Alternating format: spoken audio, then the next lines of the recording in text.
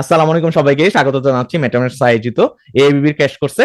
আমরা এবিবির ক্র্যাশ কোর্সের প্রত্যেকটা ক্লাস কিন্তু সুন্দরভাবে শুরু থেকে সুন্দরভাবে শেষ করতেছি, এবং প্রত্যেকটা ক্লাসে আমরা যেই জিনিসগুলো শিখতেছি ওইগুলো কিন্তু আমাদের পরীক্ষায় কাজে লাগবে। আরেকটা জিনিস খুব সহজে চিন্তা করেন যে আমরা মেটামেটস সেন্টার তার প্রত্যেকটা হ্যান্ড নোটে যে জিনিসগুলো কভার করছি, সাথে সাথে আমরা ক্লাসগুলোতে যে প্রেজেন্টেশনে পাওয়ার পয়েন্ট স্লাইডে যে জিনিসগুলো কভার করতেছি, আমার লেকচারে আমি যে কথাগুলো বলতেছি, বেসিক্যালি পরীক্ষাতে কিন্তু এর বাইরে আসার কোনো চান্স নাই।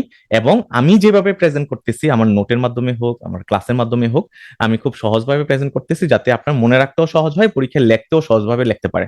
সো আশা করি পুরো কোর্সটা খুব সুন্দরভাবে কমপ্লিট করবেন। যারা দেখতেছেন মনোযোগ দিয়ে দেখবেন, এটা আমার রিকোয়েস্ট। কারণ আপনি যদি পড়াগুলো খুব ধরেন অন্য একটা কাজের সাথে দেখেন, তখন হয়তো খুব বেশি কাজে আসবে না। সো আপনার বই সামনে থাকা লাগবে, খাতা কলম সামনে থাকা লাগবে, ওইটা আমি বলবো না।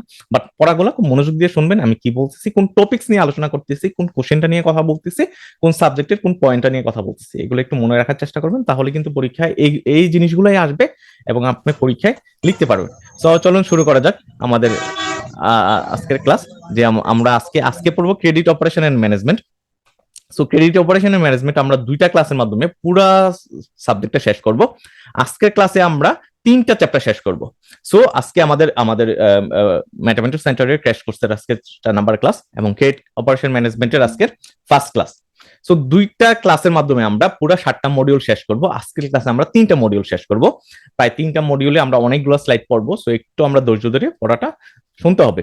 সো চলুন শুরু করা যাক আজকের class. Module A, introduction of loan and advance. So introduction of loan and অ্যাডভান্সের প্রথম কোশ্চেনটা হলো যে আমার types of bank borrower in Bangladesh. আমাদের বাংলাদেশের পার্সপেক্টিভে এটা কিন্তু কোশ্চেন আসতেই পারে। আমি একটু ডিটেলে যাচ্ছি যে কোশ্চেনগুলো অনেক সময় একটু টার্মগুলো চেঞ্জ করে দেয়। শুধু types of বড়োয়ার for a bank এভাবেও আসতে পারে, অথবা আসতে পারে তুমি বাংলাদেশের পার্সপেক্টিভে তুমি বড়োয়ারের টাইপস গুলো আলোচনা করো, প্রকারভেদ আলোচনা করো। সো জিনিসটা কিন্তু সেম। এখানে কোনো বাংলাদেশ ওয়ার্ডটা যোগ করে দিয়ে আপনি পাজল হওয়ার কোনো কারণ নাই, একই অ্যান্সার হবে। ঠিক আছে, প্রথম হলো ইন্ডিভিজুয়াল বড়ুয়ার। আমার বড়ুয়ারকে আমরা অনেকভাবে ভাগ করছি। ইন্ডিভিজুয়াল বড়ুয়ার, এখানে আমরা বিজনেস এন্টিটি ভাগ করছি, তারপর public limited company, large corporation, government entity. আপনি এটা ডিফারেন্ট ভাবেও করতে পারেন। সো আমরা এইভাবে ভাগ করছি, আপনি এটা লেখলেও হবে। সো ইন্ডিভিজুয়ালের ক্ষেত্রে আমার আবার সাব ক্যাটাগরি আছে। আমার রিটেল ট্রেডার হইতে পারে। ইন্ডিভিজুয়ালের ক্ষেত্রে ট্রেডিং ব্যবসা যারা করে, রিটেল স্মল, ঠিক আছে, রিটেল ট্রেডার হইতে পারে। মাইক্রো এবং স্মল এবং মিডিয়াম এন্টারপ্রাইজ কিন্তু ইন্ডিভিজুয়ালের ভিতর পড়ে।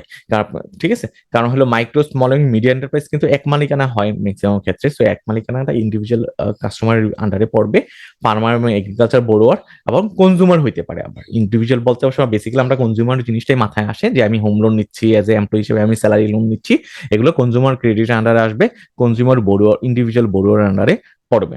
দুই নম্বর হলো বিজনেস এন্টিটি। বিজনেস এন্টিটি হইতে পারে আমার প্রপ্রাইটরশিপ ফার্ম হইতে পারে, পার্টনারশিপ ফার্ম হইতে পারে, আমার প্রাইভেট লিমিটেড কোম্পানি হইতে পারে। সো এখানে আমি সরি একটা জিনিস স্কিপ করে গেছি। ইন্ডিভিজুয়াল বড়োয়ারের ভিতরে আমার মাইক্রো স্মল এবং মিডিয়াম এন্টারপ্রাইজ। সো এটা প্রপ্রাইটরশিপ ফার্মের আন্ডারে হইতে পারে, আবার বাইরেও হইতে পারে। কারো যদি ট্রেড লাইসেন্স থাকে তাহলে সে প্রপ্রাইটরশিপ আন্ডারে হবে। আর যদি ট্রেড লাইসেন্স ছাড়াই যদি মাইক্রো স্মল মিডিয়াম এন্টারপ্রাইজ পরিচালনা করে, তখন এটা আমার ইন্ডিভিজুয়ালের ভিতরে যাবে। তারপর পাবলিক লিমিটেড কোম্পানি, আমরা সবাই জানি পাবলিক লিমিটেড কোম্পানি, এবং লার্জ কর্পোরেট যেটা গ্রুপ অফ কোম্পানির কথা বলতেছি। আর একটা হলো গভর্নমেন্ট এন্টিটি। গভর্নমেন্ট এন্টিটি কিন্তু আমার own kind of borrower. Type of credit by Bangladeshi commercial bank. এখন আমরা বোরোর টাইপ গুলো পড়ছি যে কারা কারা ব্যাংক থেকে বোরো করতে পারে, লোন নিতে পারে। এখন আমরা দেখবো যে ক্রেডিট, টাইপস অফ ক্রেডিট, যে আমরা কি কি ধরনের লোন ব্যাংকগুলো প্রোভাইড করে থাকে কাস্টমারকে। ঠিক আছে, সো আমার কি কি ধরনের লোন প্রোভাইড করে থাকে, কাকে প্রোভাইড করে থাকে, এটা কিন্তু অলরেডি দেখে ফেলছি। আমার ইন্ডিভিজুয়াল হইতে পারে, আমার এন্টিটি হইতে পারে, আমার পাবলিক লিমিটেড কোম্পানি হতে পারে, আমার প্রাইভেট সরি আমার গভর্নমেন্ট এন্টিটি হইতে পারে। সো কি কি এই টাইপের বড়ুয়ারদেরকে কি কি টাইপের লোন প্রদান করে থাকে। একজন হলো কর্পোরেট লোন। কর্পোরেট লোন গুলো আমার কি ওয়ার্কিং ক্যাপিটাল হইতে পারে, আমার মেশিনারিজ পারচেজের জন্য আমার টার্ম লোন হইতে পারে। তারপর 2 নম্বর হলো রিটেল লোন। রিটেল লোনটা হলো বেসিক্যালি ইন্ডিভিজুয়ালকে প্রদান করে থাকে। এটা হোম লোন হইতে পারে, কার লোন হইতে পারে, হ্যাঁ, স্যালারি লোন হইতে পারে। 3 নম্বর হলো ট্রেড ফাইন্যান্স। এই টার্মগুলো আমরা সবাই জানি, সব পড়াগুলো খুবই সহজ। তারপর আপনি মনে রাখার জন্য আমি বলে যাচ্ছি, ট্রেড ফাইন্যান্স হলো আমার মানে ইন্টারন্যাশনাল ট্রেডের জন্য, ফরেন এক্সচেঞ্জ ইন্টারন্যাশনাল ট্রেডের জন্য আমি এলসি ওপেন করার সুযোগ দিচ্ছি, গ্যারান্টি দিচ্ছি। ওইটা হলো ট্রেড ফাইন্যান্সের আন্ডারে পড়বে। এটা হলো নন ফান্ডেড হইতে হবে আর কি। অনেক ক্ষেত্রে, ম্যাক্সিমাম ক্ষেত্রে নন ফান্ডেড আমার ক্রেডিট।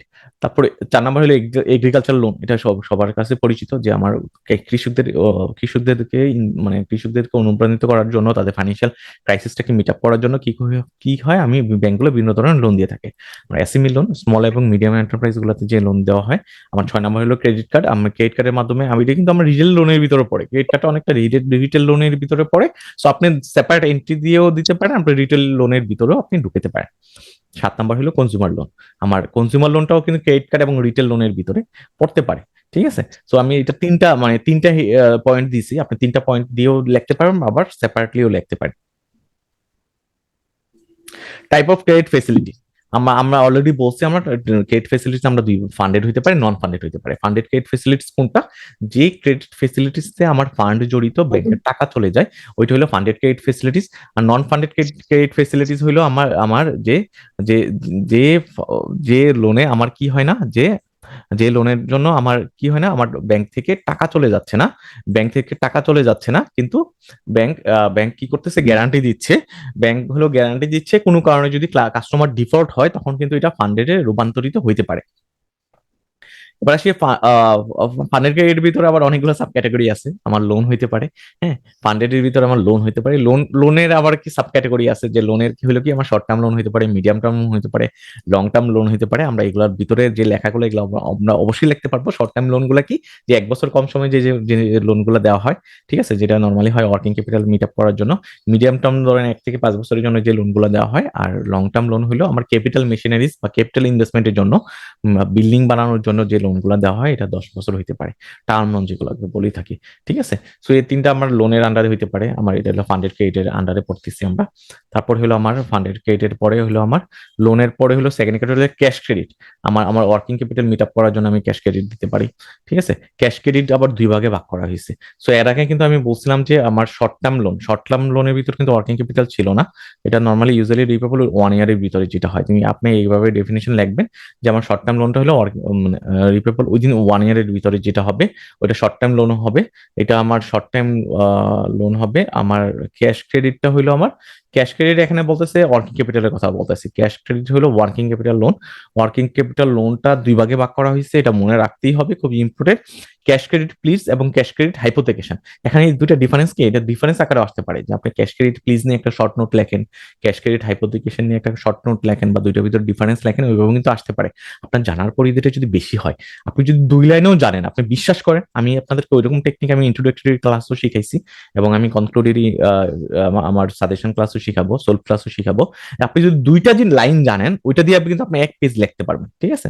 সো যেটা বলতেছিলাম, ক্যাশ ক্রেডিটকে 2 ভাগে ভাগ করা হয়েছে, cash credit pledge, cash credit হাইপোথেকেশন।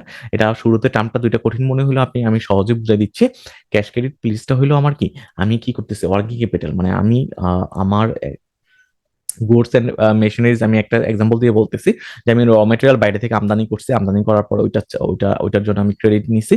So আমি ক্রেডিট নিয়ে লোন নিয়ে আমি এটা আমদানি করছি, আমদানি করার পরে যদি আমার আমার ধরেন এটা কিন্তু শুরুতে চলে যায় হলো ব্যাংকের গোডাউনে চলে যায়। আমি যদি যে টাকাটা লোন নিছিলাম ওইটা রিপে করার পরে সে গোডাউন থেকে ছাড় করে, তাই না, অনেক সময়। তো এই যে আমার যদি পজিশনটা যদি ব্যাংকের কাছে থাকে, ওই গুডসের, প্রোডাক্টের র মেটেরিয়ালের পজিশন, মানে এটা যদি ব্যাংকের গোডাউনে থাকে, এটা কিন্তু মালিকানা আমার, আমি আমি ইম্পোর্ট করছি, মালিকানা হলো ব্যবসায়ী, বাট পজিশনটা হলো ব্যাংকের গোডাউনে। সে যদি টাকাটা পে করে তখনই ছাড় করবে গোডাউন থেকে, ওইটা হবে ক্যাশ ক্রেডিট প্লিজ। আর হলো ক্যাশ ক্রেডিট হাইপোথেকেশন হলো আমার আমার আমার আমার কি আমার ব্যাংকের গোডাউনে মালটা যায় নাই, আমদানি করার পরে আমার গোডাউনে চলে আসছে। সো পজিশনও কাস্টমারের হাতে, মালিকানাও কাস্টমারের হাতে। ব্যাংকের সাথে আমার এগ্রিমেন্ট আছে, হ্যাঁ, আমি মাল আসার পরে এতদিন পরে আমি টাকাটা দিব, ওইটা হবে ক্যাশ ক্রেডিট হাইপোথেকেশন। আমি আরো সহজ করে বলতেছি, ক্যাশ ক্রেডিট প্লিজে হইলো ওনারশিপ থাকে কাস্টমারের হাতে, বাট পজিশন থাকে হলো ব্যাংকের হাতে। আর ক্যাশ ক্রেডিট হাইপোথেকেশনে পজিশন এবং ওনারশিপ দুইটাই হলো কাস্টমার হাতে থাকে।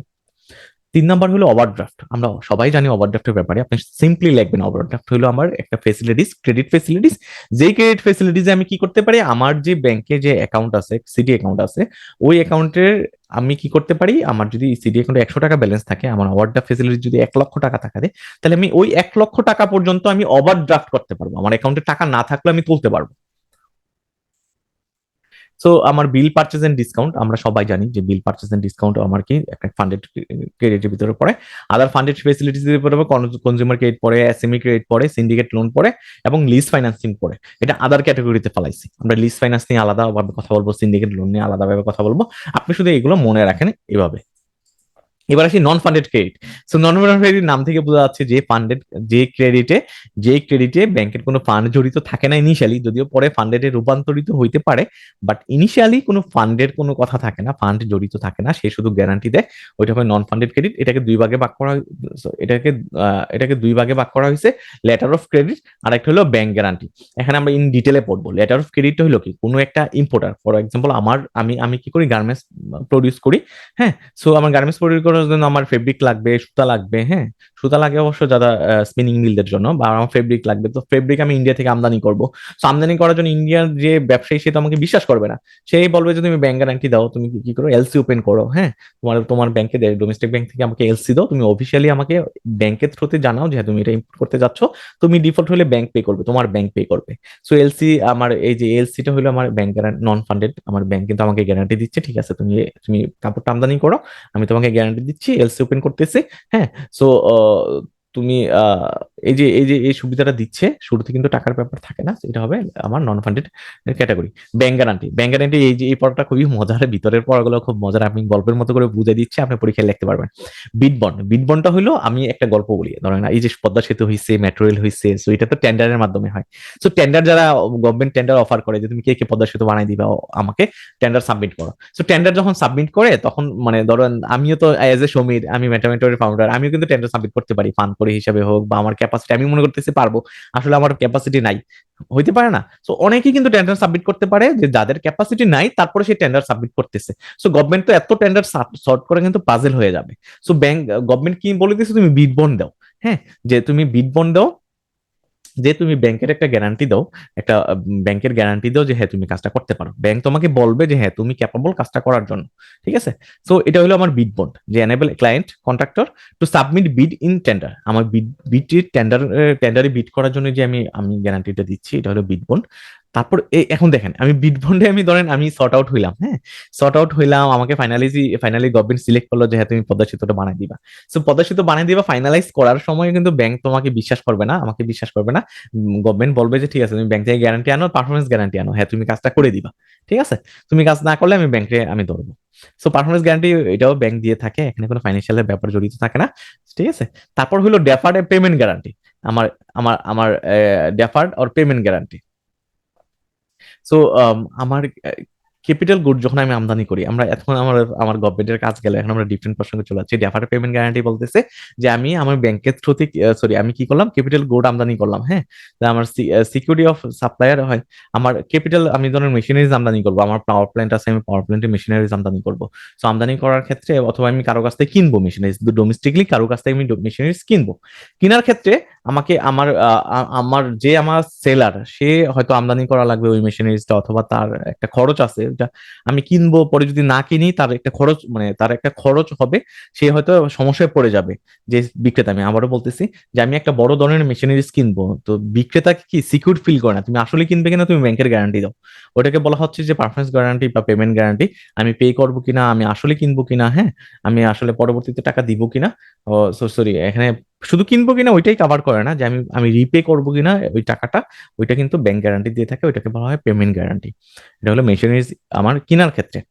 Customs and excise guarantee, custom and excise guarantee অনেক সময় ব্যাংক, গভর্নমেন্ট রিস্ক ফিল করে যে আমি যে পণ্যগুলো আমার বন্দরে আসতেছে, সো কাস্টমার কি করতে পারে, আমার এক্সেস ডিউটি নাও দিতে পারে। সো সে বলতে পারে যে তুমি কি করো, ব্যাংকের গ্যারান্টি দাও যে তুমি আসলে ঠিকভাবে কাস্টম এক্সেস ডিউটি পে করবা। তো ওইটা হলো কাস্টমার এক্সেস ডিউটি। এই চার ধরনের আমার ডিউটি কিন্তু আমার নন ফান্ডেড, যেটা লাইবিলিটি ব্যাংকের এবং ব্যাংক গ্যারান্টি, এই চার ধরনের হইতে পারে, আমরা গল্পের মতো, আপনারা মনে রাখবেন। এখন চলে আসতেছি general relationship between banker and customer. ভাই একটা ইয়া ছিল জি জি। আমাদের টাইপস অফ ক্রেডিটের মধ্যে, আমাদের হচ্ছে যে নোটস এর মধ্যে যেটা আছে ওটার সাথে তো মিলে না। আচ্ছা, একটু ডিফারেন্স আছে, এটা আমি কোশ্চেন অ্যান্সার সেশনে এটা কভার করবো, হ্যাঁ। তো একটু নোট রাখেন, কোশ্চেন এন্ড অ্যান্সার। আমরা আমাদের যে কনফারেশন গুলো থাকবে, ছোটখাটো কনফারেশন, বড় ধরনের কনফারেশন না থাকলে আমরা কোশ্চেন এন্ড অ্যান্সার সেশনে এগুলো কভার করবো। একটু লিখে রাখবেন নোটে, তাহলে কি হয় কি, ধরেন ক্লাসটা তো রেকর্ড হচ্ছে, যারা অন্যরাও শুনবে, তারপর আমার কাছে মনে হচ্ছে ফ্লোটা ঠিক থাকবে আর কি, বাকিটা হয়তো আমি ভুলও হইতে পারি। সো আমরা পরবর্তী চলে যাচ্ছি যে general relationship between banker and customer. তো আমরা কি শিখছি, আমরা বোরোয়ারের টাইপ শিখছি, লোনের টাইপ শিখছি এখন। তো এই যে বোরোয়ার লোন আমি যত কিছু বলি না কেন, ব্যাংকিং এর ক্ষেত্রে কিন্তু আমার রিলেশনশিপ কার সাথে কার ব্যবসা হচ্ছে, কাস্টমারের সাথে ব্যাংকের ব্যবসা হচ্ছে। এটা হইতে পারে আমি ডিপোজিট রাখতেছি, এটা হইতে পারে আমি লোন নিচ্ছি, হইতে পারে আমি অন্যান্য সার্ভিস নিচ্ছি, হ্যাঁ, কিন্তু রিলেশন কিন্তু আমার কাস্টমারের সাথে ব্যাংকের একটা রিলেশন।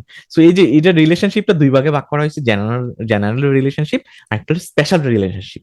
সো জেনারেল রিলেশনশিপে আমার মানে আমার আমার জেনারেল জেনারেল রিলেশনশিপ আমি 7টা ক্যাটাগরিতে ভাগ করছি, এগুলো জানা লাগবেই, এগুলো পরীক্ষায় এসে থাকে। ডেটর এবং ক্রেডিটর, আপনি আপনি প্রত্যেকটা টার্ম, আপনি যদি টার্মটা শুধু জানেন, ভিতরে লেখাগুলো কিন্তু আপনি পড়ে মনে রাখা সম্ভব না। আপনি বোঝার চেষ্টা করেন, লজিক্যালি চিন্তা করার চেষ্টা করেন, তাহলে কি হবে, আপনি ভিতরে কিন্তু অত বেশি পড়া লাগবে না, মুখস্থ করা লাগবে না, ঠিক আছে? শুধু আপনি পয়েন্টগুলো মনে রাখবেন। আমি তো ওইভাবেই আমাদের ম্যাথামেটিক্স সেন্টারের নোটগুলো সাজাইছি এবং আমার স্লাইডগুলো সাজাইছি, যে আপনি শুধু পয়েন্টগুলো মনে রাখবেন, ভিতরে কিন্তু আমি খুব বেশি লিখি নাই। কেন লিখি নাই? দুইটা কারণে। একটা হলো আপনি জিনিসগুলো জানেন, আপনি অবশ্যই বানায় লিখতে পারবেন, অথবা আপনি যারা ক্লাস করতেছেন তাদের জন্য আরো সুবিধা, আমি বুঝাই দিচ্ছি। সো সিম্পলি ডেটর এবং creditor relation. So ডেটর creditor relation আমরা যারা কমার্সে পড়ছি, ডেবিট ক্রেডিট পড়ছি, তাই না? সো ডেটর ক্রেডিটর রিলেশন কি, আমি যখন ব্যাংকের কাছে যখন আমি ডিপোজিট রাখতেছি, এফডিআর করতেছি, আমি এফডিআর যখন করতেছি তখন কিন্তু আমি কি, আমি হলাম আমি হলাম ক্রেডিটর, হ্যাঁ, আমি ক্রেডিট দিচ্ছি, আমি হলাম ক্রেডিটর। যে আমার ব্যাংক কিন্তু হলো ডেটর, যে customer deposit money and become the creditor. যে আমি যখন ক্রেডিট মানে কি, লোন দেওয়া, তাই না? আমরা যদি অন্যভাবে বলি আর কি, ক্রেডিট মানে হলো লোন দেওয়া। সো ব্যাংক যখন কোনো কাস্টমারকে লোন দিবে তখন ব্যাংক ক্রেডিটর, হ্যাঁ। আর ডেটর হলো কি, যে টাকাটা নিচ্ছে। আর উল্টাটা হইতে পারে, আমি যে ডিপোজিট রাখতেছি আমি তো ক্রেডিট, ঠিক ক্রেডিট দিচ্ছি না, মানে ডিপোজিট রাখতেছি, তোমাকে আমি টাকা দিচ্ছি, হ্যাঁ, আমি ক্রেডিটর, এখানে ব্যাংক হলো ডেটর। সো ডেটর ক্রেডিটর রিলেশনশিপ এভাবে মেনটেন করে থাকে। আশা করি এটা বুঝতে পারছেন, না বোঝার কিচ্ছু নাই। একটু কঠিন মনে হতে পারে, বাট আপনি একটু একটু একটু আরেকবার পড়বেন, দেখবেন যে ক্লিয়ার হয়ে গেছে। এখানে আমি একটা লাইন পড়তেছি, কাস্টমার ডিপোজিট মানি, কাস্টমার যখন টাকা রাখে এন্ড বিকাম দ্য ক্রেডিটর, এবং ব্যাংক যখন আপনাকে লোন দিচ্ছে তখন ব্যাংক হলো ক্রেডিটর। আমরা বলি না ক্রেডিট দেয়, ব্যাংক ক্রেডিট দেয়, মানে লোন দেয়, ব্যাংক ক্রেডিটর যখন লোন দেয়। আর যখন লোন নেয় তখন কিন্তু উল্টাটা হয়ে যায়, তাই না? উল্টাটা হয়, স্বাভাবিক, ডেটর হয়। 2 নম্বর হলো প্রিন্সিপাল এন্ড এজেন্ট রিলেশনশিপ।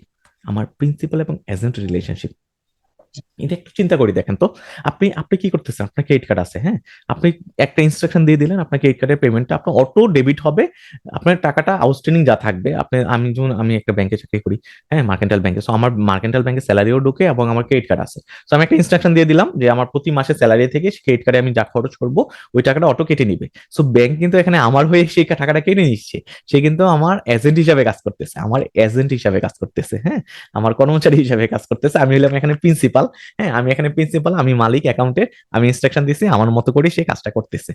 2 নম্বর হলো ট্রাস্ট এবং বেনিফিশিয়ারি, ট্রাস্টি এবং বেনিফিশিয়ারি। সো ট্রাস্টি, বাংলাদেশে অবশ্য ট্রাস্টির এক্সাম্পল খুব কম, আমরা হয়তো কাস্টোডি মানে sorry, আমরা লকার হয়তো সার্ভিসটা নিচ্ছি, বা আমরা আমরা মিউচুয়াল ফান্ড যারা ম্যানেজ করি, আমাদের মিউচুয়াল ফান্ডের কিন্তু আবার আমার ট্রাস্টি আছে, হ্যাঁ।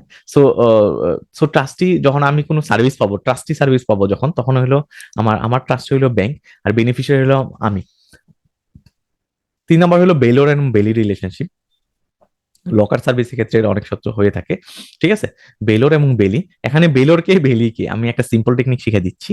এই যে লাস্টে যে ও আর, হ্যাঁ, বেলোর ও আর, ও, ওটা মানে লাস্টের সেকেন্ড লাস্ট ডিজিটটা, second last word, second last, sorry alphabet আর কি, ওয়ার্ড না তো অ্যালফাবেট, সেকেন্ড লাস্ট অ্যালফাবেটটা যদি ও হয় তখন হলো ওইটাই হলো ওনার, মানে ওইটা হলো সে হবে ওই ওই জিনিসের মালিক আর কি, হ্যাঁ।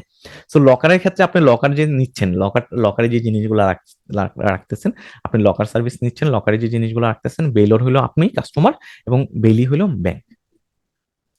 লিজর, লিজের ক্ষেত্রে সেম। লিজর মানে কি, লিজর ও মানে সেকেন্ড লাস্ট অ্যালফাবেট হলো ও, লিজর হলো যে ওন করে অ্যাসেটটা।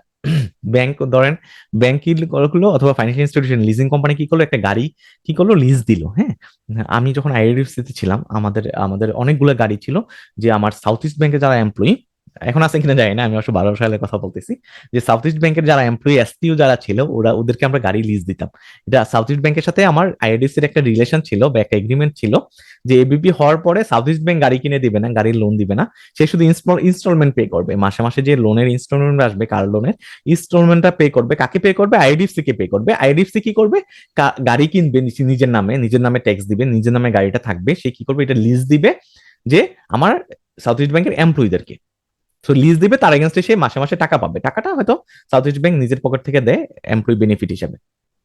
সো এখানে ওনারটাকে লিজরকে আইআইডিএফসি। সো এই যে গাড়ির লিজরটা হলো আইআইডিএফসি, যে আমি যেটা বলছিলাম সেকেন্ড লাস্ট অ্যাফ্লাভেটের ও। সো লিজর হলো আইআইডিএফসি, লিজি হলো সাউথ ইস্ট ব্যাংকের এমপ্লয়ি অথবা সাউথ ইস্ট ব্যাংক। 6 নম্বর হলো মর্টগেজর এন্ড মর্টগেজি। আপনি একটা ফ্ল্যাট কিনছেন, আপনি হলেন মর্টগেজর, আর হলো মর্টগেজি কি, ব্যাংক আপনাকে লোন দিচ্ছে, সে হলো মর্টগেজি। সো একটা সুন্দর একটা টেকনিক শিখে দিচ্ছি, যেটার মাধ্যমে আপনি আসলে কনফিউজড হবেন না। শুধু সেকেন্ড লাস্ট অ্যালফাবেটটা দেখবেন, ওইটা যদি ও হয় তার মানে ওই পার্টটা হলো ওনার। হ্যাঁ, মর্টগেজরের ক্ষেত্রে মর্টগেজর হলো ওই ফ্ল্যাটের ওনার। ঠিক আছে।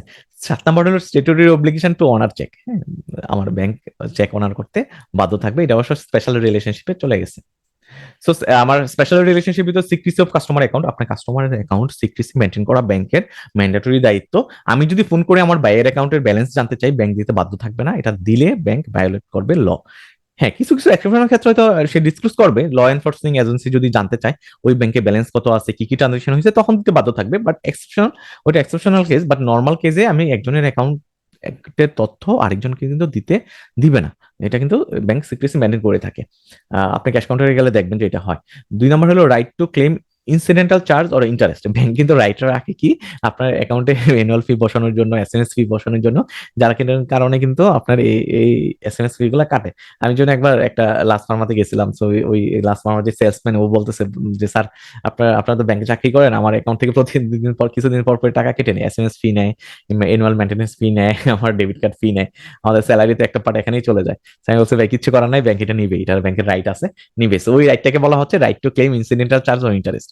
3 নম্বর হলো ব্যাংকার্স লিয়েন। ব্যাংকার্স লিয়েনটার মূল কথা হলো, আমি খুব সহজ করে বলতেছি, ব্যাংকার্স লিয়েনের মূল কথা হলো, আপনি একটা লোন নিছেন, হ্যাঁ, আপনি একটা লোন নিছেন, আপনি লোনের ইনস্টলমেন্ট ঠিকভাবে দেন না, বাট ওই ব্যাংকে আপনার একটা সেভিংস অ্যাকাউন্ট আছে যেখানে আপনার কোম্পানির স্যালারি ঢুকে, অথবা আপনার সেভিংস অ্যাকাউন্টে কিছু টাকা আছে। ব্যাংক চাইলে একটা সময় পরে আপনার ওই সেভিংস অ্যাকাউন্টটাকে ক্রোক করে আপনার টাকাটা নিয়ে যেতে পারে লোনের রিকভারির জন্য। ওইটাকে বলতেছে ব্যাংকার্স লিয়েন, এটা ব্যাংকারের রাইট রাখে স্পেশাল রিলেশনশিপ দেওয়ার পরে। ঠিক আছে। তো এই ছিল আমার স্পেশাল রিলেশনশিপ, জেনারেল রিলেশনশিপের কথা। আমরা পরবর্তী চলে যাচ্ছি ইনফর্ম ক্রেডিট ডিসিশন স্টেপস। আমার ইনফর্ম ক্রেডিট ডিসিশন টার্মটা যদি একটু একটু কঠিন মনে হচ্ছে, কিন্তু একটা জিনিস মনে রাখেন, আমি যখন ক্রেডিট দিব, কাউকে লোন দিব, আমি কাস্টমারকে না বুঝে লোন দিব না, না চিনে লোন দিব না, ওইটাকে বলতেছি ইনফর্ম। আমি ইনফর্ম হবো তার ফাইন্যান্সিয়াল ক্যাপাবিলিটি আছে কিনা লোন রিপে করা, তার বর্তমান কন্ডিশন কিরকম, তার ব্যবসায়িক কন্ডিশন কিরকম, তার পার্সোনাল হিস্ট্রি আছে কিনা ব্যবসা রান করার জন্য, সে ব্যাকগ্রাউন্ড ভালো কিনা। হ্যাঁ, এখন হয়তো ব্যবসা ভালো চলতেছে, বাট তার যদি ব্যাকগ্রাউন্ড ভালো না থাকে, এডুকেশন ব্যাকগ্রাউন্ড হোক, ব্যবসায়িক এক্সপিরিয়েন্স হোক, তাহলে কিন্তু সে ব্যবসাটা লং রানে রান করতে পারবে না। সো আমি এগুলো দেখে লোন দিব, এটাকে বলতেছে ইনফর্ম ক্রেডিট ডিসিশন। সো এই কোশ্চেনটা similar to quality of good borrower সাথে সিমিলার হবে, আপনি একটা কোশ্চেন দিয়ে আরেকটা কোশ্চেন কভার করতে পারবেন। আপনি quality of good borrower, selecting good borrower, principal of sound lending, আপনি এই তিনটা জিনিস কিন্তু সেম জিনিস। আমি কোয়ালিটি অফ গুড বোরোয়ার যে জিনিস, ঠিক আছে, আমি কোয়ালিটি অফ গুড বোরোয়ার দেখার ক্ষেত্রে যে জিনিসগুলো দেখি, সিলেক্টিং গুড বোরোয়ার, আমি গুড বোরোয়ার সিলেক্ট করার ক্ষেত্রে প্রিন্সিপাল অফ সাউন্ড লেন্ডিং, সব সেম জিনিস। আমি কি দেখবো, তার ফাইন্যান্সিয়াল ক্যাপাবিলিটি দেখবো। আমি একটা যদি যাই ফাইন্যান্সিয়াল অ্যাসেসমেন্ট করবো আমি, ঠিক আছে, ফাইন্যান্সিয়াল অ্যাসেসমেন্ট করবো মানে কি, তার তার হলো ইন্ডিভিজুয়াল, যদি পার্সোনাল লোন হয় তার স্যালারি কিরকম দেখবো, হ্যাঁ। তারপর আমার যদি এটা কোনো কোম্পানিকে আমি লোন দিতে চাই, তার ফাইন্যান্সিয়াল স্টেটমেন্ট অ্যানালাইসিস করে দেখবো তার রিপেমেন্ট ক্যাপাবিলিটি আছে কি না। এই হলো ফাইন্যান্সিয়াল অ্যাসেসমেন্ট। 2 নম্বর হলো ক্রেডিট হিস্ট্রি, তার সিএবি দেখবো। হ্যাঁ, সিএবি তো আপনারা জানেন যে লোন দেওয়ার ক্ষেত্রে অবশ্যই ম্যান্ডেটরি দেখতে হবে। বাংলাদেশের ক্রেডিট ইনফরমেশন বোর্ড, মানে বাংলাদেশের বাংলাদেশ ব্যাংকের আমার সিএবি মডিউলে ঢুকে আমি সিএবি দেখবো, তার ক্রেডিট হিস্ট্রি দেখবো, তার রিপেমেন্ট ভালো আছে কিনা। আমি আরেকটা জিনিস দেখবো, যে আমার ব্যাংকের সাথে যদি তার প্রিভিয়াসলি কোনো লোন থাকে, সে ঠিকভাবে আমার লোনটা পে করছে কিনা, ওইটাও কিন্তু দেখবো। 3 নম্বর হলো পারপাস অফ ক্রেডিট, সে কি যেন কি কারণে ক্রেডিট নিচ্ছে, ভ্যালিড পারপাস আছে কিনা, তার যদি এনাফ ক্যাশ ফ্লো থাকে, তার যদি আমার সবকিছু কাভার হয়, ওই টাকা যদি তার ব্যবসার জন্য মনে হয় না যে দরকার, সো তখন কিন্তু যদি সে ক্রেডিট চায়, তার মানে সেই বিএমডব্লিউ গাড়ি কেনার জন্য লোন চাইছে আপনার কাছে, সে তো আপনি এই লোন দিবেন না, তার পারপাস থাকা লাগবে। হুম, এটা কিন্তু হয় অনেক সময়, ব্যবসায়ীরা ব্যাংকে টাকা নিয়ে সে নিজের পার্সোনাল বুক বিলাসের জন্য ইউজ করে, ঠিকভাবে ব্যবসাটা রান করতে পারে না, পরবর্তীতে ডিফল্টার হয়ে যায়। 4 নাম্বার হলো কোলাটারাল ইভালুয়েশন। আমি শুধু শুধু তো লোন দিব না, তাই না? আমি স্যালারি লোন দিলে কিন্তু তার স্যালারি ঠিকভাবে আছে কিনা, আমার ব্যাংক স্টেটমেন্ট নেই, যদিও এটা কোলাটারাল না। তারপর আমি যদি ব্যবসায়ীকে লোন দিতে চাই, সে যদি মেশিনারিজ জন্য লোন দেয়, মেশিনারিটা আমি বন্ধক নিচ্ছি। আমি যদি হাউস লোন দেই, আমার ফ্ল্যাটটা কিন্তু সে মর্টগেজ নিয়ে নিচ্ছে, ওইটা হলো কোলাটারাল ইভালুয়েশন। যে আমি কোলাটারাল ইভ্যালুয়েট করবো যে আমি যদি 100 টাকা লোন দিই, তার এগেনস্টে 150 টাকা কোলাটারাল আছে কিনা, অথবা 120 টাকা কোলাটারাল আছে কিনা। রিস্ক অ্যানালাইসিস, আমি রিস্ক অ্যানালাইসিস অনেকভাবে করতে পারি। হ্যাঁ, আমি যে অলরেডি যে ফাইন্যান্সিয়াল অ্যাসেসমেন্ট করছি, ওইখানে কিন্তু রিস্ক অ্যানালাইসিস করছি। তো রিস্ক অ্যানালাইসিস সেপারেটলি করতে পারি, আমার বড়োর ব্যাকগ্রাউন্ড দেখতে পারি, ইকোনমিক সিনারিও দেখতে পারি। হ্যাঁ, আমার ওভারঅল ইন্ডাস্ট্রি কেমন যাচ্ছে, ইন্ডাস্ট্রি সিনারিও দেখতে পারি, ওইটার মাধ্যমে রিস্ক অ্যানালাইসিস করতে পারি। 6 নম্বর হলো টার্ম অ্যান্ড কন্ডিশন। আমি লোন দেওয়ার ক্ষেত্রে কিন্তু টাইট টাইট করে দিব, তুমি যদি ঠিক মতো রিপে করবা না পড়লে পেনাল্টি দিব, টার্ম অ্যান্ড কন্ডিশন গুলো আমি সেট করে নিব। 7 নম্বর হলো রেগুলেটরি কমপ্লায়েন্স, আমি রেগুলেটরি কমপ্লাই হয়েই আমি লোনটা দিব, আমার single board exposure limit cross করবো না, এক্সাম্পল হিসেবে। 8 নম্বর হলো ডকুমেন্টেশন, আমি ঠিকভাবে ডকুমেন্ট রাখবো, এটা কিন্তু প্রসেসের লাস্টের স্টেপ। আমি ডকুমেন্ট ঠিকভাবে না রাখলে, তার কোলাটারাল আছে ঠিক আছে, কিন্তু আমি ডকুমেন্টেশন যদি ঠিকভাবে না রাখি, তাহলে কিন্তু আমি তার কোলাটারালটা সে ডিফল্টার হলে আমি তার ওই সম্পদটা নিয়ে নিতে পারবো না, আমার জন্য কিন্তু এটা মানে এনপিএল হয়ে যাবে। আমার চলে যাচ্ছে আমরা centralize and branch based credit model. আমরা পুরো সাবজেক্টে ক্রেডিট নিয়ে কথা বলবো, ক্রেডিটের বিভিন্ন আঙ্গিকে কথা বলবো, বিভিন্ন আঙ্গিকে আমরা জানবো ক্রেডিটের ইস্যুগুলা, ক্লায়েন্টের ইস্যুগুলা। সো এখন আমরা দেখবো যে সেন্ট্রালাইজ এবং ব্রাঞ্চ বেসড ক্রেডিট মডেল, আমরা দুইটা মডেলে কিন্তু ক্রেডিটটা পরিচালিত হয় বাংলাদেশে।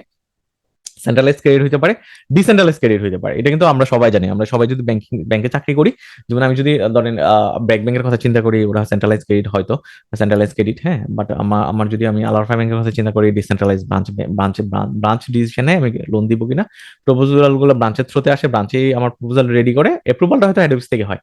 সো আমরা ডেফিনেশনে চলে যাই, আমরা বলছি প্রত্যেকটা ডিফারেন্স আমরা খুব সুন্দরভাবে শিখবো, একটা ডেফিনেশন শিখবো, তারপর এক্সাম্পল দিব, তারপর ডেফিনেশনের ভিতরে যে কি পয়েন্ট গুলো আছে এগুলো আমরা ডিটেলে আলোচনা করবো প্রত্যেকটা। হ্যাঁ, তাহলে কিন্তু 5টা ডিফারেন্স হয়ে যাবে, আপনি সুন্দরভাবে আপনি নাম্বারটা নিয়ে আসতে পারবেন আইবিবি থেকে। ডেফিনেশন হলো কি, আমার কি সেন্ট্রালাইজ ক্রেডিট হলো আমি সেন্ট্রালাইজ ডিসিশন হয়, আপনি এভাবে বলেন। আর ব্রাঞ্চ বেসড ক্রেডিট মডেল হলো ইন্ডিভিজুয়াল ব্রাঞ্চ কি করে ডিসিশন নেয়, সে ক্রেডিটটা দিবে কিনা। ডিসিশন মেকিং অথরিটি আমরা অলরেডি, সো আমরা তো বলেই ফেলছি, ডিসিশন মেকিং অথরিটি হলো সেন্ট্রালাইজ হয়, হেড অফিস হয়, আর ব্রাঞ্চের ক্ষেত্রে ব্রাঞ্চ হয়। ইফিসিয়েন্সি, এটাতে কিন্তু হাই ইফিসিয়েন্সি মেনটেন হয় সেন্ট্রালাইজের ক্ষেত্রে, বাট ব্রাঞ্চ বেসড এর ক্ষেত্রে কিন্তু ইফিসিয়েন্সি মেনটেন হয় না, ওখানে কিন্তু এক্সপার্ট টিম থাকে ঠিক আছে, বাট একটা ব্রাঞ্চের ক্যাপাসিটি কতটুকু থাকতে পারে যে সব কাস্টমার ডিল করার জন্য। সো তারপর হলো রিস্ক ম্যানেজমেন্ট, আমার আমার ইউনিফর্ম পলিসি ফলো করে রিস্ক ম্যানেজমেন্টের ক্ষেত্রে, যেহেতু সেন্ট্রালাইজ ক্রেডিট মডেল ফলো করে থাকে, বাট ব্রাঞ্চের ক্ষেত্রে কিন্তু এক এক ব্রাঞ্চ এক এক রকম মডেল ফলো করে থাকে। ফ্লেক্সিবিলিটি, আমার আমার আমার সেন্ট্রালাইজ ক্রেডিট মডেলে আমার ফ্লেক্সিবিলিটি নাই বললেই চলে, লিমিটেড। কারণ হলো কি, একটা স্ট্রাকচার ফলো করে, ওই স্ট্রাকচারে না পড়লে সেই লোন দেয় না, বাট ব্রাঞ্চগুলো যদি এক এক ব্রাঞ্চ এক এক ভাবে ফলো করতে পারে, যদিও বাংলা মানে হেড অফিসে সার্কুলার আছে, বাট সার্কুলারে কিন্তু মানে ধরেন প্রত্যেকটা ব্রাঞ্চের ম্যানেজার আলাদা, অ্যানালাইসিস আলাদা, এমপ্লয়ি আলাদা, হ্যাঁ, স্ট্রাকচার আলাদা। সো সে তার মতো করে অ্যানালাইসিস করে কিন্তু লোনটা দিয়ে থাকে। কোয়ালিটি অফ গুড বড়, এটা আমরা অলরেডি পড়ে আসছি। আমরা কি করবো, গুড ক্রেডিট হিস্ট্রি দেখবো, স্টেবল ইনকাম দেখবো, আমার ল ডেট টু ইনকাম রেশিও দেখবো, আমরা ট্রান্সপারেন্ট ফাইন্যান্সিয়াল পজিশনটা আছে কিনা দেখবো, কোলাটারাল গ্যারান্টি দেখবো, এটা আমরা কিন্তু অলরেডি পড়ে আসছি। হ্যাঁ, সো সিমিলার স্টক, আমি কিন্তু আপনাদের প্রেজেন্টেশনে, আমার প্রেজেন্টেশনে চেষ্টা করছি আপনাদের আপনাদের পড়াগুলোকে সহজ করে দিতে, আপনি একটা পড়া দিয়ে যাতে আরেকটা পড়া কভার করতে পারেন, আপনি যাতে নাম থেকেই অ্যান্সার বের করে ফেলতে পারেন, এই টেকনিকগুলো শিখাচ্ছি। সো আপনি আশা করতেছি টেকনিকগুলো খুব সহজে মনে রাখবেন, পরীক্ষায় অ্যাপ্লাই করবেন। হ্যাঁ, পড়ার সময় অ্যাপ্লাই করবেন, পরীক্ষাতে অ্যাপ্লাই করবেন। জিনিসটা না, জীবনটাকে আমি একটু ডিফারেন্ট ভাবে বলি, আপনার জীবনটাকে খুব কঠিন করে তো লাভ নাই। হ্যাঁ, খুব কঠিন করে চিন্তা করার দরকার নাই। হ্যাঁ, সো খুব সিম্পলি চিন্তা করুন, খুব সহজে চিন্তা করেন যে আপনার জীবনটাকে, আপনি এটা পার্সোনাল লাইফের ক্ষেত্রে হইতে পারে, কোম্পানির ক্ষেত্রে মানে প্রফেশনাল লাইফের ক্ষেত্রে হইতে পারে, পড়াশোনার ক্ষেত্রে হইতে পারে। হ্যাঁ, আমি পার্সোনাল লাইফে একটা চিন্তা করেন, ধরেন আপনি কোনো সমস্যায় পড়ছেন, বিপদে পড়ছেন, আপনি লজিক্যালি চিন্তা করেন, আপনি হাইপার টেনশন হয়ে গেলেন, আপনি ওই জিনিসটা সলভ করার ক্ষেত্রে কিন্তু ইসলামও বলে আপনাকে ধৈর্য ধরতে বলে আর কি। হ্যাঁ, সো প্রবলেম যদি কোনো একটা বিপদে পড়ে যান, প্রবলেম আসে, বা আপনি যদি পার্সোনাল লাইফে যদি গ্রো করতে চান, ভালো কিছু করতে চান, তখন আপনি ঠান্ডা মাথায় চিন্তা করবেন, স্লোলি আগাবেন, স্টিডিয়ালে আগাবেন, আশেপাশে চিন্তা করে আগাবেন। আপনি যখন ইনভেস্টমেন্ট করতে যান, আপনি শেয়ারে ইনভেস্ট করার ক্ষেত্রে আপনি দেখবেন শেয়ারে রিটার্ন আছে কিনা। লাস্ট 10 বছরের 12 বছরে শেয়ারের রিটার্ন হলো 3%, ডিভিডেন্ড রিটার্ন হলো 3%, টোটাল হয় অন এভারেজ থেকে 5 থেকে 6% রিটার্ন। তো আপনি শেয়ারে ইনভেস্ট করেন, এটা আপনার ডিসিশন, এটা আমি বলে থাকি আর কি। হ্যাঁ, তো সামনে হয়তো ইকোনমি ভাইব্রেন্ট হলে ওখানে রিটার্ন হয়তো 15% হইতে পারে, বাট একটা এক্সাম্পল আর কি, যে হ্যাঁ, এখন আপনি শেয়ার ইনভেস্ট করবেন না বিলে ইনভেস্ট করবেন, ট্রেজারি বিলে ইনভেস্ট করবেন। সো এটা কিন্তু আপনার ডিসিশন, আপনাকে কিন্তু ঠান্ডা মাথায় দেখতে হবে, সবকিছু চোখ কান খোলা রাখতে হবে। আমি একটা প্রফেশনাল লাইফের এক্সাম্পল দিই। ধরেন প্রফেশনাল লাইফে আপনি একটা ভুল করে ফেলছেন, আপনি ধরেন টেনশনে আছেন, আপনি বসরে জানান, সমস্যা নাই। আমি আমার লাইফে যেটা করছি বসরে জানাইছি, বস হয়তো একটা স্টেপ নিচ্ছে, বকা দিছে, বা জিনিসটা সলভ করে দিছে। এবার পড়াশোনার ক্ষেত্রে আসি, পড়াশোনার ক্ষেত্রে আপনি সিম্পলি চিন্তা করেন, আপনি ডিপ্লোমা দিবেন, একটা ডিগ্রি তো দিবেন, তাই না? ফার্স্ট পার্টে 6টা পরীক্ষা পাশ করে আসছেন আপনি, এখন 6টা পাশ করতে হবে, তার ভিতরে হয়তো অনেকে অনেকগুলো পাশ করে ফেলছে। সো এত কঠিন ভাবে নেওয়ার কিছু নাই। আপনি কি করবেন, আপনি পড়ে যাবেন, আমার ক্লাসগুলো করতেছেন, নোটগুলো পড়তেছেন, আপনি একটা রেগুলার টাইম ধরে 2 ঘন্টা পড়েন, আপনি দেখবেন যে 1 মাসের ভিতরে আপনার যে একটা প্রিপারেশনে চলে গেছে, আপনি নিজেই ফিল করতে পারবেন। আমার লাইফে আমি ফিল করছি, আমি যখন সিএফএ পরীক্ষা দিই, আমি যখন যতগুলো পরীক্ষা দিয়েছি, আমার প্রিপারেশনটা আমি ফিল করতে পারছি যে হ্যাঁ আমার এতটা এইটুকু আমার হয়েছে, আমি এই রেজাল্টটা হয়তো আমি এইটুকু নিয়ে আসতে পারবো।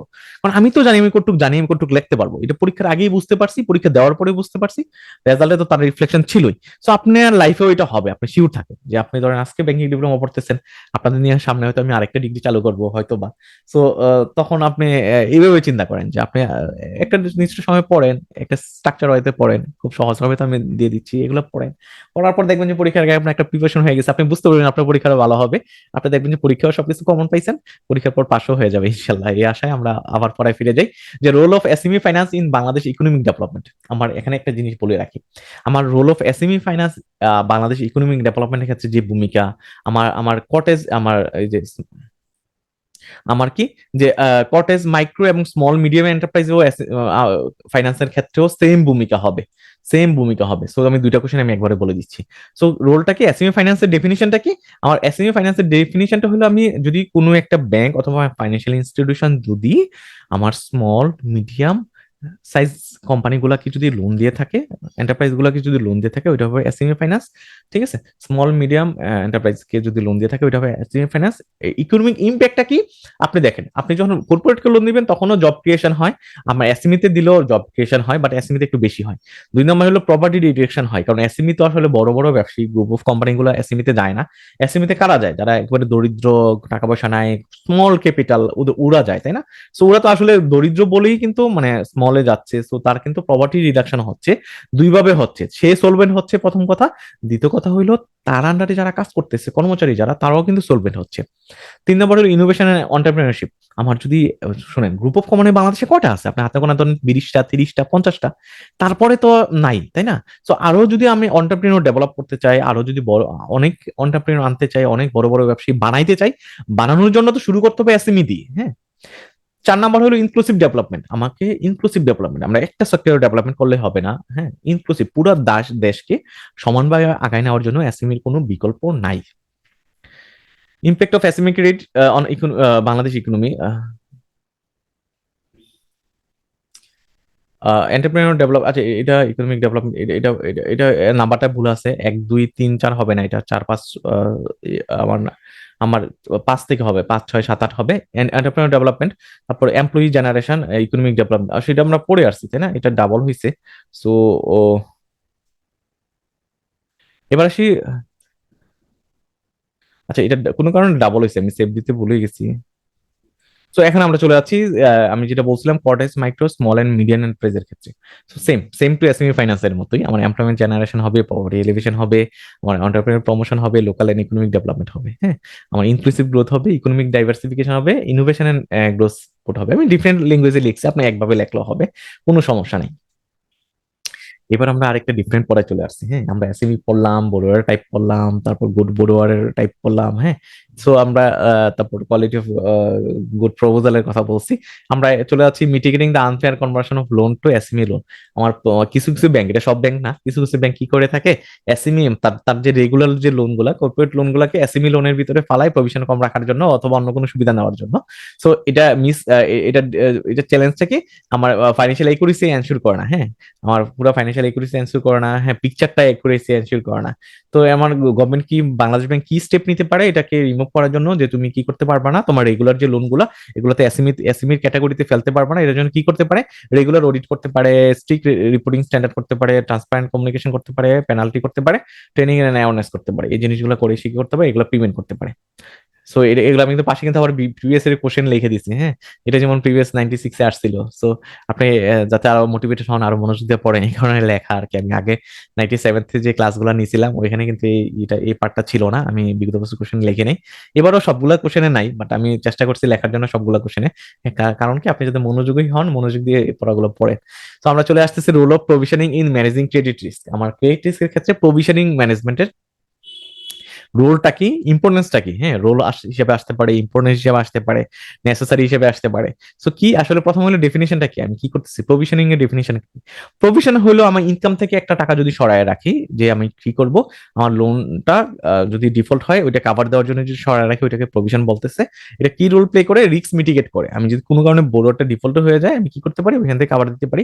রেগুলেটরি কমপ্লায়েন্স, এটা আমার রেগুলেটরি কমপ্লায়েন্স বাংলাদেশ ব্যাংকের বাধ্যতা করে দিছে, তোমার কি করতে হবে, লোনের আমার ক্লাসিফাইড লোনের জন্য প্রভিশন রাখা লাগবে। 3 নম্বর হলো ফাইন্যান্সিয়াল রেসিলেন্স। এটা আমার কিন্তু, আমি যদি প্রভিশন না রেখে শুধু প্রফিটে শো করি, গভর্নমেন্টের ট্যাক্স দিয়ে দেই, আমি ডিভিডেন্ড আকারে ডিস্ট্রিবিউট করে ফেলি, তাহলে কিন্তু আমার ফাইন্যান্সিয়াল আমার রেসিলেন্ট হবে না, একটা সময় গিয়ে ব্যাংক ফল করবে। 3 নম্বর হলো স্টেক হোল্ডার কনফিডেন্স। আমার যদি প্রভিশন ঠিকভাবে করি, তাহলে কিন্তু স্টেক হোল্ডার যারা আছে, কাস্টমার যারা আছে, বোরোয়ার যারা আছে, রেগুলেটর যারা আছে, ওরা বুঝে যে হ্যাঁ, সে ঠিকভাবে প্রভিশন করছে, তার হেলথ ভালো। 5 নম্বর হলো প্রোয়েক্টিভ রিস্ক ম্যানেজমেন্ট। এটা একটা প্রোয়েক্টিভ রিস্ক ম্যানেজমেন্টের একটা পার্ট। আমি যদি প্রভিশন রাখা লাগে, না রাখলে আমি দুমায়ার লোন দিতাম, লোনের রিপে কি হইলো কিনা না হইলো এটা দেখতাম না। যখন আমার প্রভিশন রাখতেছে, তখন কিন্তু আমার মানে এমডির কিন্তু একটু মাথা গরম হয়ে যায়, না আমার যেহেতু প্রভিশন রাখা লাগবে, তো আমি দেখে শুনে লোন দিব, লোন রিকভার করার চেষ্টা করব। 6 নম্বর হলো সাস্টেনেবল ব্যাংকিং। আমি এটা না করলে আমার ব্যাংকিং সাস্টেনেবল হবে না, ব্যাংকিং ফল করবে। Understanding provisioning and loan classification. আমার প্রভিশনিং এর মূল কথা অলরেডি বলছি, যে asset fund to cover potential loss, যে আমি নন পারফর্মিং লোনের লস কাভার দেওয়ার জন্য যদি আমি আমার প্রফিট থেকে টাকা সরায় রাখি। আমার ক্লাসিফিকেশনের বেসিস গুলা কি কি? ক্লাসিফিকেশনের বেসিস হতে পারে আমার রেগুলার লোন হতে পারে, আমি রেগুলার লোনটা এখানে আনি নাই। আপনি এখানে লিখতে পারেন যে রেগুলার লোন, যেটা লোনের কোনো ক্লাস মানে লোন লোন রেগুলার রিপে হচ্ছে। সাবস্ট্যান্ডার্ড আমার সাবস্ট্যান্ডার্ড আমরা যেটা অ্যাসেস বলি, একটা নির্দিষ্ট, এটা circular time to time change হয়, আপনারা অবশ্যই সার্কুলার পড়ে এই অ্যান্সারটা দিবেন। আমি আমার নোটে অথবা আমি ক্লাসে রাখি নাই, কারণ ফ্রিকুয়েন্টলি চেঞ্জ হয়। আমি নোট বানাইছি, ক্লাস নিছি, তারপরে চেঞ্জ হয়ে গেল, তখন তখন কিন্তু আমি বিপদে পড়ে যাব। সো সাবস্ট্যান্ডার্ড কত মাস লোনটা রিপে না হইলে, কয়টা ইনস্টলমেন্ট না দিলে সাবস্ট্যান্ডার্ড হবে, এটা আপনি সার্কুলার দেখে মনে রাখবেন। ডাউটফুল লোন হইলো আমার ওইগুলো, এগুলো নির্দিষ্ট সময় যদি সেই লোনটা পে না করে, নির্দিষ্ট নাম্বার অফ ইনস্টলমেন্ট যদি পে না করে, ওটা ডাউটফুলে চলে যাবে, ব্যাড এন্ড লসে চলে যাবে, যদি সে লোনটা অনেক দিন ধরে না দেয়। Enhancing provisioning system in Bangladesh banking sector. আমার বাংলাদেশ ব্যাংকিং সেক্টরে আমার প্রভিশনিং সিস্টেমটা এনহ্যান্স করা কেন দরকার, বর্তমান এটা এভাবে আসতে পারে কোশ্চেনটা, এটা আসছিল। তুমি কি মনে করো বাংলাদেশের যে প্রভিশন সিস্টেমটা আছে ওইটা কি এনাফ কিনা, বা এটা চেঞ্জ করা লাগবে কিনা, তুমি তোমার লজিক দাও, এভাবে আসতে পারে। সো বর্তমানে বুঝতে হবে তাহলে কারেন্ট সিস্টেমটা কি। কারেন্ট সিস্টেমটা হলো আমার পটেনশিয়াল লসের এগেনস্টে আমি কি করতেছি, প্রভিশন রাখতেছি। আমি কাউকে লোন দেওয়ার সাথে সাথে 1% অথবা 2% প্রভিশন রাখতেছি, লোনের ক্যাটাগরি অনুযায়ী, তাই না? আমি যদি কৃষকদের লোন দেই তাহলে 0.5 অথবা 0.1%, আমি যদি কনজিউমার লোন দেই বেশি রাখা লাগে 2%। সো আমি কিন্তু শুরুতে প্রভিশন রাখতেছি, তারপর যদি সে 3টা ইনস্টলমেন্ট না দেয়, যদি এসএস হয়ে যায়, এসএফ হয়ে যায়, ডিএফ হয়ে যায়, তখন আমি ওই অনুযায়ী আমি কি করতেছি, প্রভিশন রাখতেছি। সো এর বর্তমানে যেটা চলতেছে আর কি, সো এটা হলো আমার বর্তমানে চলতেছে, যে আমার পটেনশিয়াল লসের জন্য আমি প্রভিশন রাখতেছি। কিন্তু আমি এটা ইমপ্রুভ করতে পারি কি করে, যে আমি regular update provisioning norms two reflect the economic change. আমি কি করতেছি এখন বর্তমানে, শুধু কাস্টমার লোন না পে করলে আমি প্রভিশন রাখতেছি, বাট ওভারঅল ইকোনমি কেমন যাচ্ছে ওইটা কনসিডার করতেছি না। সো আপনি সাজেস্ট করতে পারেন, এটা কিন্তু একটা হাইপোথেটিক্যাল অ্যান্সার, আপনাকে বলতে পারে, তুমি সাজেস্ট করো যে লোন প্রভিশনে কি চেঞ্জ লাগতে পারে। তো আপনি সাজেস্ট করতে পারেন আমরা কি করতে পারি, ইকোনমিক ইম্প্যাক্টটাকেও আমি কনসিডারে আনতে পারি। কোনো একটা ইকোনমি যদি খারাপ যায়, যখন খারাপ যাবে তখন আমি কি করব, তাকে আমি প্রভিশন বেশি রাখতে বলবো, যখন ভালো যায় তাকে কম রাখতে বলবো। বেনিফিটটা কি হবে, এটা এডুকেট কাভারেজ হবে, এর মাধ্যমে রিস্ক বেসড অ্যাপ্রোচ হবে। এবং রিস্ক বেসড অ্যাপ্রোচ একটু ডিটেল বলি, আপনি ইন্ডিভিজুয়াল কাস্টমারের রিপেমেন্টটা দেখতেছেন, বাট ওভারঅল ইকোনমি দেখতেছেন না, তাতে কিন্তু রিস্ক কাভার হচ্ছে না আপনার। আপনি যদি ওইভাবে রাখেন, ইকোনমি ওভারঅল ইকোনমিকে কনসিডার করেন, তাহলে কিন্তু রিস্ক বেসড অ্যাপ্রোচ হবে। ইমপ্রুভড স্টেবিলিটি, এতে কিন্তু আপনার স্টেবিলিটি এনশিওর হবে। The essence of core of credit planning in banking. আমার এসেন্স অথবা core of credit planning in banking, আমার ব্যাংকের ক্রেডিট প্ল্যানিংটা কি, এবং এটার আসপেক্ট গুলা কি কি, হ্যাঁ, আসপেক্ট গুলা কি কি, এসেন্সটা কি কি, ভিতরের জিনিসটা কি। সো আমার ক্রেডিট প্ল্যানিংটা কি, আমার একটা স্ট্র্যাটেজিক ফর্মুলেশন, আমার একটা ব্যাংক স্ট্র্যাটেজি, যে স্ট্র্যাটেজির মাধ্যমে সে কি করে ক্রেডিটের প্ল্যান করে থাকে, সে কাকে লোন দিবে কাকে দিবে না, সে কনজিউমারে বেশি ফোকাস করবে না এসএমইতে বেশি ফোকাস করবে না সে কর্পোরেটে ফোকাস করবে, ওই পুরা যে স্ট্র্যাটেজিটা ওইটা হলো ক্রেডিট প্ল্যানিং ভিতরে পড়ে। হ্যাঁ, যেমন ব্যাংক এসএমইতে ফোকাস, কিছু কিছু ব্যাংক কর্পোরেটে ফোকাস। সো যেমন আমার আইপিডিসি হলো হোম লোনে ফোকাস, সো এটা কিন্তু তার স্ট্র্যাটেজিতে আছে যে সে ওই ফোকাস হবে। আসপেক্টটা কি কি আসপেক্টটা কি মার্কেট অ্যানালাইসিস, সে মার্কেট অ্যানালাইসিস করে সে ডিসিশনটা নেয় সে কোনটাতে ফোকাস করবে, রিস্ক অ্যাসেসমেন্ট করে, টার্গেট কাস্টমার করে, এক একজন এক এক টার্গেট কাস্টমার করে। আমি যেটা অলরেডি বলছি যে হ্যাঁ, আইপিডিসি আমার হোম লোনকে টার্গেট করছে, লোন টার্ম চিন্তা করে, রেগুলেটরি কমপ্লায়েন্স চিন্তা করে। হ্যাঁ, এই জিনিস এগুলো হলো কি আসপেক্ট। এবার আমরা চলে যাচ্ছি importance of serving a branch area in business planning. আমি একটা বিজনেস প্ল্যান করার জন্য অথবা নতুন ব্রাঞ্চ স্থাপন করার জন্য, দুইটা সেম জিনিস। হ্যাঁ, আমি নতুন ব্রাঞ্চ স্থাপন করলাম, কোনো একটা আমার ব্রাঞ্চের এরিয়া সার্ভে করার জন্য, বিজনেস প্ল্যান করার জন্য আমি কি কি জিনিসগুলো দেখি এবং এটার ইম্পর্টেন্সটা কি, গুরুত্বপূর্ণটা কি, গুরুত্ব কেন এত বেশি। আমি ব্যবসা করতেছি, ব্যাংকিং ব্যবসা করতেছি, ব্যাংক হেড অফিস তো ব্যবসা করে না, করে স্মল স্কেলে হয়তো ট্রেজারি ডিভিশন করে, অন্যান্য ডিভিশন করে, ব্যবসা তো করে ব্রাঞ্চগুলা। সো ব্রাঞ্চের যে সার্ভেটা, ব্রাঞ্চ যে ব্যবসা যে এরিয়াতে আমি ব্রাঞ্চটা স্থাপন করব, ওইটা কিন্তু আমার ব্যবসায়িক এরিয়া। সো ব্রাঞ্চের যে মানে এই যে অ্যানালাইসিসটা, এটা কিন্তু খুবই গুরুত্বপূর্ণ, খুবই দরকারি একটা জিনিস। এই অ্যানালাইসিস ছাড়া কিন্তু আমি কি করতে পারি না, আমি আমার ব্যাংকে প্রফিটেবল অবস্থায় নিয়ে যেতে পারি না। সো ডেফিনেশনটা কি আমার, সার্ভিং ব্রাঞ্চ এরিয়ার ডেফিনেশনটা কি হলো, আমি ডেটা কালেক্ট করব, অ্যানালাইসিস করব, অ্যানালাইসিস করে দেখবো যে ওই এরিয়াতে কোন ব্যবসাটা ভালো, কোন ব্যবসাটা করা যায়, আমি ব্রাঞ্চ স্থাপন করবো কিনা করবো না। গুরুত্বপূর্ণ কেন, মার্কেট আন্ডারস্ট্যান্ডিং, আমি মার্কেট বোঝার জন্য, ওই এরিয়াটা বোঝার জন্য এটা আমার গুরুত্বপূর্ণ। দুই নম্বর কাস্টমার সিগমেন্টেশন, আমাকে কাস্টমার সিগমেন্টেশন বুঝতে হবে। আমি যদি সাভারের ট্যানারি এলাকাতে যদি আমি এরিয়া অ্যানালাইসিস করি, তাহলে কি হবে, কাস্টমার সিগমেন্ট মানে ওইখানে শুধু ট্যানারি ইন্ডাস্ট্রি গুলো আছে, so ওদেরকে সিগমেন্ট করে, ওদেরকে টার্গেট করে আমি ওই ব্রাঞ্চটা করতে পারি। হ্যাঁ, আমাদের এক্সিম ব্যাংকের জন্য আমাদের বিজিএম এ ভবনে একটা ব্রাঞ্চ ছিল 3 তলায়। সো বিজিএম এ ভবনে আমরা কাদেরকে টার্গেট করছিলাম, যে বিজিএ ভবনে আমি কেন ব্রাঞ্চটা করছি, সব গার্মেন্টস ব্যবসায়ীরা ওইখানে মিটিং টিটিং করে, সো এখানে একটা ব্রাঞ্চ থাকলে মালিকদের চোখে পড়বে, ওরা ওইটা টার্গেট করে আমি ব্রাঞ্চ করছিলাম, ওইটা হলো কাস্টমার সিগমেন্টেশন। তারপর রিস্ক অ্যাসেসমেন্টের জন্য আমার অ্যানালাইসিস করা লাগবে, ডেটা অ্যানালাইসিস করা লাগবে, ওই এরিয়ার রিসোর্স অ্যালোকেশনের জন্য করা লাগবে, আমি কতটুকু রিসোর্স দিব, কয়জন এমপ্লয়ি ওইখানে দিব, ব্রাঞ্চের কত স্কোয়ার ফিটে ব্রাঞ্চটা দিব, ওইটা ডিপেন্ড করবে ডেটা অ্যানালাইসিসের মাধ্যমে ওইখানে কত টাকা ব্যবসা হবে। বেশি ব্যবসা হলে বেশি খরচ করবো, কম ব্যবসা হলে কম খরচ করবো, সহজ কথা। তারপর আমরা চলে যাচ্ছি business plan for sustainable branch growth. আমার এবার একটু আগে পড়ছিলাম কিন্তু আমরা কি যে ইম্পর্টেন্স, গুরুত্বপূর্ণ কেন আমার ব্রাঞ্চ এরিয়া সার্ভে করা, কেন গুরুত্বপূর্ণ। হ্যাঁ, তো এবার পড়বো এই যে আমি গুরুত্বপূর্ণ কেন আমার ব্যবসার জন্য। হ্যাঁ, এক কথায় যদি বলি, আর এখনো পড়বো যে বিজনেস প্ল্যান, আমি ডেটা অ্যানালাইসিস করি, প্ল্যানটা কি দ্বারা করাবো। হ্যাঁ, যে ব্রাঞ্চের গ্রোথের জন্য, সাস্টেনেবল গ্রোথের জন্য কি প্ল্যান করবো আমি।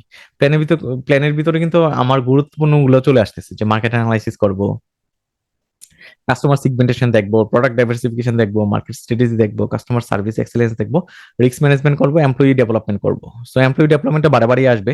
সো এই জিনিসগুলো করে আমি কি করবো, আমি একটা বিজনেস প্ল্যান দ্বারা করাবো আমার সাস্টেনেবল ব্রাঞ্চ গ্রোথের জন্য। সো সাস্টেনেবল ব্রাঞ্চ গ্রোথের জন্য বিজনেস প্ল্যান দ্বারা করানো, আমার importance of serving a branch area. তারপর হলো তার পরবর্তী যে কোশ্চেনটা আছে যে কি consideration for opening a rural branch. হ্যাঁ, rural bank branch, same answer. আমি যেই করি না কেন, আমি আমার ইম্পর্টেন্স বলি না কেন, আমার প্ল্যান করি না কেন, ব্রাঞ্চের বিজনেস নিয়ে আমরা রুরাল ব্রাঞ্চ দেওয়ার জন্য কনসিডারেশন, রুরাল এরিয়াতে ব্রাঞ্চ ওপেন করার জন্য যে কি কি কনসিডার করি, আমার সব কিন্তু প্রায় কাছাকাছি। হ্যাঁ, এখন আমি রুরাল এরিয়াতে ব্রাঞ্চ ওপেন করার ক্ষেত্রে আমি কি কি জিনিস দেখি, কি কনসিডার করি, মার্কেট ডিমান্ড দেখি, ওইখানে মার্কেট ডিমান্ড আছে কিনা, লোকাল ডেমোগ্রাফিকটা দেখি যে ওদের ডেমোগ্রাফিক পজিশনটা কিরকম, তাদের আর্নিংটা কিরকম। হুম, ইনফ্রাস্ট্রাকচার দেখি, হ্যাঁ ওইখানে ওইখানে রাস্তাঘাট কিরকম, কমিউনিকেশন গুলা কিরকম। হ্যাঁ, তারপরে হলো 4 নম্বরের কম্পিটিটর অ্যানালাইসিস, আমার ওইখানে যদি অলরেডি 10টা ব্রাঞ্চ থাকে আমি গিয়ে সুবিধা করতে পারবো কিনা ওইটা দেখবো। রেগুলেটরি কমপ্লায়েন্স দেখবো, হ্যাঁ আমার রেগুলেটরি অ্যালাউ করে কিনা ওইখানে ব্রাঞ্চ দেওয়া। স্টাফিং এন্ড ট্রেনিং, এটা বারে বারে আসবে বলছি, আমাকে স্টাফিং এন্ড ট্রেনিং দেওয়া লাগবে।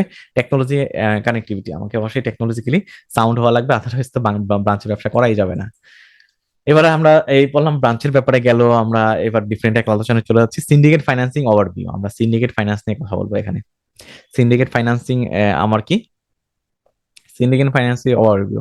আমরা সবাই জানি সিন্ডিকেট ফাইন্যান্সিং হলো সবাই মিলে যদি একজনকে লোন দেয়, আমি আবারও সহজ করে বলতেছি, আমি সবাই মিলে যদি একজনকে লোন দেয় ওইটাকে সিন্ডিকেট ফাইন্যান্সিং বলা হয়। ওইখানে একটা লিড ম্যানেজার থাকে যে কি রোল প্লে করে থাকে, আর যারা আমার যারা পার্টিসিপেট করে ওই সিন্ডিকেট ফাইন্যান্সিং এ ওরাও হলো এটা পার্টনার। হ্যাঁ, সো আমি একটা শব্দ লাল করে রাখছি, জয়েন্ট। এটা হলো জয়েন্ট লেন্ডিং, আমি বাংলায় বলছি সবাই মিলে লোন দেওয়া, তো এটা হলো জয়েন্ট লেন্ডিং। হ্যাঁ, আপনি একটু মনে রাখলে হবে। আপনি দেখেন, আমি কিন্তু এক লাইনে ডেফিনিশন দিচ্ছি, তো আপনার যদি ডেফিনিশনের জন্য 4 নাম্বার আসে, 5 নাম্বার আসে, আপনি এক লাইনে দিলে হবে হবে না। আপনি কি করলেন, আপনি যদি কনসেপ্টটা জানেন, আপনি বললেন যে হ্যাঁ সিন্ডিকেট ফাইন্যান্সটা হলো সবাই মিলে একজনকে লোন দেওয়া, ওইখানে কি থাকে, একজন লিড ম্যানেজার থাকে, সে এটা অ্যারেঞ্জ করে থাকে, পার্টিসিপেটর যারা করে ওরাও কিন্তু অ্যানালাইসিস করে লোনটা দিবে কিনা না দিবে, তারপর কি করে যে আমার লিড ম্যানেজার কি করে, আমার আমার কালেক্ট করে ইনস্টলমেন্ট গুলা, পার্টিসিপেট যারা আছে সবাইকে ডিস্ট্রিবিউট করে দেয়, রিকভারি লোন গুলো আর কি, মানে লোনের রিপেমেন্টটা। তারপর আপনি আরো বলতে পারেন, একটা এক্সাম্পল দিতে পারেন যে হ্যাঁ নাবানা ফার্মাসিউটিক্যাল কি করলো, একটা সিন্ডিকেট লোনের অ্যাপ্রোচ করলো এবি ব্যাংকে, এবি ব্যাংক কি করলো, আরো 5টা ব্যাংকটা ইনভাইট করলো যে তুমি লোনটা দিতে পারো, 5 জনে মিলে অ্যানালাইসিস করে লোনটা দেয়, ওইভাবে একটা এক্সাম্পল দ্বারা করাতে পারেন। এক পেজ হবে না কেন আমারে বলেন, আপনি অবশ্যই এক পেজ লিখতে পারবেন। সো আপনি জানতেন 2 লাইন, সো আপনি এটাকে গল্পের মতো বানায় আমি এক পেজ লিখলেন। এখন আমার কোশ্চেন হলো, এক পেজকে ইরিলেভেন্ট? কখনোই না। আপনি ব্যাংকার, আপনি জানেন যে এটা রিলিভেন্ট, পুরাটাই রিলিভেন্ট। আপনি পুরো পেজে একটা কথাও আননেসেসারি লেখেন নাই, আপনি পুরাটাই কে এক্সপ্লেন করে লেখছেন। হ্যাঁ, সো এইভাবে কিন্তু নাম্বারটা চলে আসবে, এইভাবে কিন্তু পাস করতেছে আমার স্টুডেন্টরা। সত্যি কথা, আমাকে কিন্তু অনেকেই ফিডব্যাক দেয়। হ্যাঁ, নেগেটিভ ফিডব্যাক দেয় না বললেই চলে, এটা আমার জন্য সমস্যা। আমি হয়তো ইমপ্রুভমেন্টের জায়গাটা পাচ্ছি না, নিজে থেকে করতেছি, আমি যেগুলো বলতেছি বুঝতেছি যে এখানে ইমপ্রুভ করা দরকার।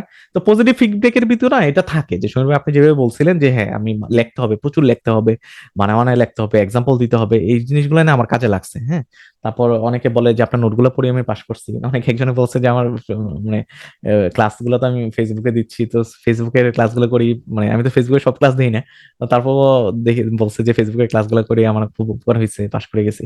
সো হয়। সো আপনি একটু মনোযোগী হবেন, এই কি জিনিসগুলো জানবেন, যেটার জন্য বলতেছিলাম যে শুধু শুধু জয়েন্ট। হ্যাঁ, সহজে মনে রাখেন যে জয়েন্ট, সবাই মিলে লোন দেয়। তো কি কম্পোনেন্ট গুলো কি কি, আমার কোঅর্ডিনেটিং ব্যাংক, এটা হলো সবাই মিলে ব্যাংকিং করা আর কি, তাই না? ব্যাংকিং মানে কি, আমি লোন নিব, আমি ডিপোজিট নিচ্ছি, লোন দিচ্ছি, তো এটা হলো ব্যাংকিং। আর কোঅর্ডিনেটেড ব্যাংকিং মানে সবাই মিলে মানে ব্যাংকিং করা, 4-5টা ব্যাংক মিলে আমি ব্যাংকিং করতেছি, লোন দিচ্ছি।